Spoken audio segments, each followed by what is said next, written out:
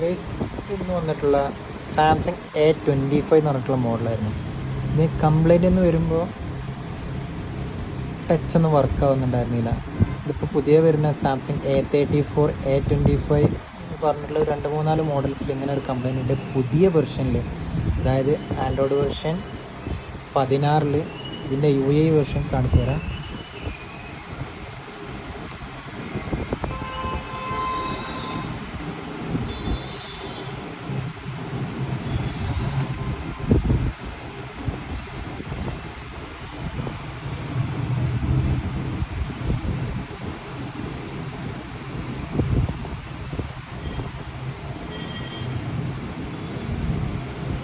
ഇതാണ് ഏറ്റവും ലേറ്റസ്റ്റ് ആയിട്ട് വന്നിട്ടുള്ള One UI 8.5 എന്ന് പറഞ്ഞിട്ടുള്ള വെർഷൻ.